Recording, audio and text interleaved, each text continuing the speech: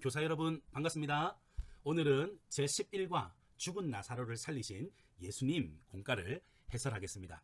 오늘 저는 본문을 가지고 나사로야 나오라 하신 예수님의 말씀을 가지고 이것을 제목으로 해서 설교할 예정입니다. 오늘 본문의 이야기는 베다니라고 하는 마을에서 시작합니다.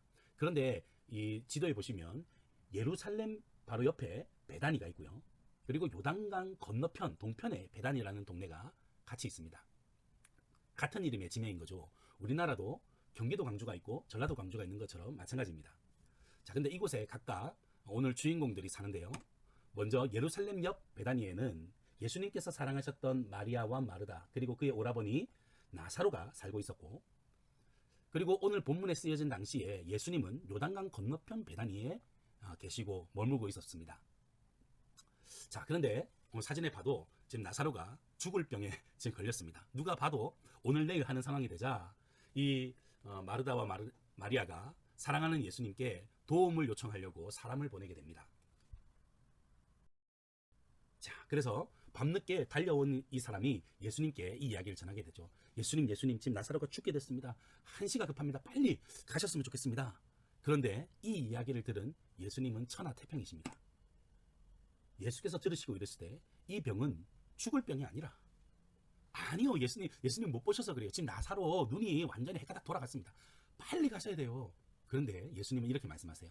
하나님의 영광을 위하며 하나님의 아들이 이로 말미암아 영광을 받게 하려 함이라. 이 일을 통해서 하나님은 영광을 받으실 것이다. 이렇게 예언하십니다. 여러분, 골든타임이란 말 들어보셨죠? 환자가 죽느냐 사느냐가 이 생사의 갈림길이 결정되는 시간이 바로 골든타임입니다. 예수님은 당장 가셔서 나사로에게 가셔도 이 골든타임 안에 도착할 수 있을지 없을지가 불분명했습니다. 그런데 예수님은 천하태평의 말만 하신 것이 아니라 실제로 이런 행동을 하십니다. 예수께서 본래 마르다와 그 동생과 나사로를 사랑하시더니 나사로가 병들었다 함을 들으시고 그 계시던 곳에 이틀을 더 유하셨다 말씀하세요. 아니, 사랑하면 곧장 달려가야 하는데 이틀을 더 유하신 것입니다.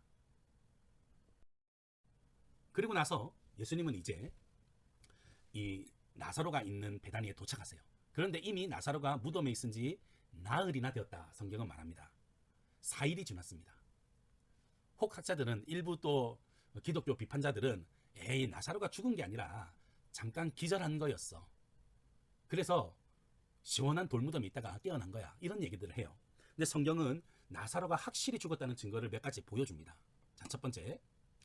자, 맹인의 눈을 뜨게 한 이 사람이 그 사람은 죽지 않게 할 수 없었더냐? 이렇게 얘기해요.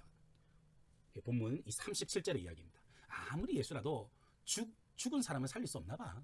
아니면 나사로가 이미 이제 죽을 사람이라는 걸 알고 일부러 늦게 오셨나 봐.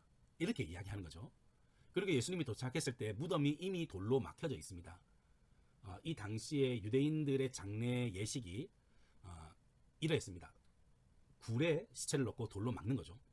이미 장례는 끝났습니다. 결정적인 증거, 썩는 냄새가 났다고 39절에 말씀해요. 나사로는 확실히 죽었습니다. 그런데 이 나사로에게 예수님은 말씀하십니다. 나사로야, 나오라. 예수님의 이 권위 있는 말씀에 죽은 나사로가 살아났습니다. 그리고 무덤에 돌이 움직여집니다. 여러분, 그 큰 돌이 구구구구구 하고 굴러가는 소리를 한번 들어보십시오. 그리고 나사로가 배로 동인 채로 이렇게 걸어 나오면서 내가 정말 살았구나 하는 감격 속에서 막 돌아다니고 있습니다. 그것을 그대로 놔두라 얘기했어요. 왜냐하면 거기에 모인 사람들이 확실히 죽었던 그 나사로가 살아났다는 것, 그것을 통해서 하나님께 영광이고 하나님의 아들이신 자신이 영광을 받도록 기회로 삼으셨던 것입니다. 죽음을 이기시고 승리하신 예수님을 보여주신 것이죠. 자, 오늘 본문을 좀 더 자세히 들여다보겠습니다. 예수님은 사랑하는 친구 나사로가 병에 걸려 죽게 되었다는 소식을 듣고도 왜 이틀을 지체하셨나요? 예수님은 하나님과 하나님의 아들인 자신이 영광을 받으시려고 일부러 이틀을 지체하셨습니다. 일부러 나사로가 죽음에 이르도록 하셨던 것이죠. 그러나 이 병은 죽을 병이 아니다. 나사로는 육신으로 죽을지 모르지만 다시 살아남으로 부활을 경험하게 되고 또 이 일로 말미암아 하나님께 영광이 되는 통로가 될 것이다. 이렇게 말씀하십니다.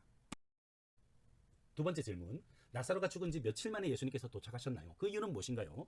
예수님은 나흘 만에 베다니에 도착하셨죠. 근데 왜 4일인가? 이게 중요합니다. 성경에 쓰여진 1세기 유대인들은 이 죽은 자가 다시 살아날 수도 있다는 소망을 가지고 있었습니다. 특별히 자신 너무나 사랑하는 부모님 혹은 나보다 먼저 안타깝게 먼저 세상을 떠난 자식들이 있을 때 하나님께서 나에게 정말 긍휼을 베풀어 주셔서 이 죽은 자가 다시 살아날 수도 있지 않을까 이런 소망을 가졌다는 것이죠. 하지만 3일이 지나면 시체가 부패하기 시작하기 때문에 더 이상 부활을 기대하지 않는다고 했습니다. 그러니까 여러분 3일 전에 예수님께서 가서 나사로를 이렇게 죽음에서 부활시켰다면 거 봐. 이 죽은 자가 다시 살아날 수도 있잖아. 예수님이 하신 게 아니라 하나님이 하셨을 거야. 이렇게 이야기할 수도 있었다는 거죠.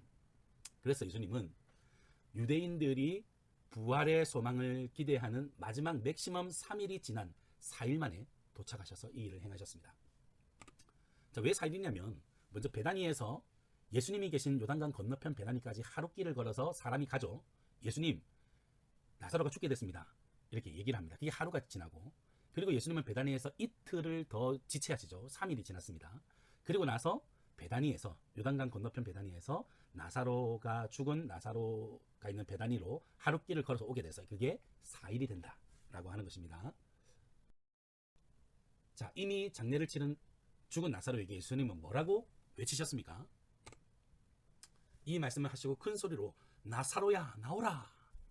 예수님께서 말씀만으로도 죽은 자를 살리시는 그런 우리 생명의 주님이심을, 능력의 주님이심을 오늘 본문은 이야기하고 있습니다.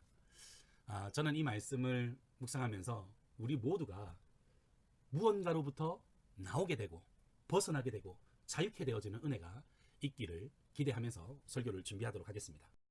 내 삶에 적용하기. 예수님은 여러분들의 이름을 부르시며 나오라고 외치십니다. 나는 지금 어떤 무덤에 갇혀 있나요? 뭐 무덤에 갇혔다, 늪에 갇혔다, 뭐 이런 얘기를 하잖아요. 자, 영적인 무덤이 있을 수 있습니다.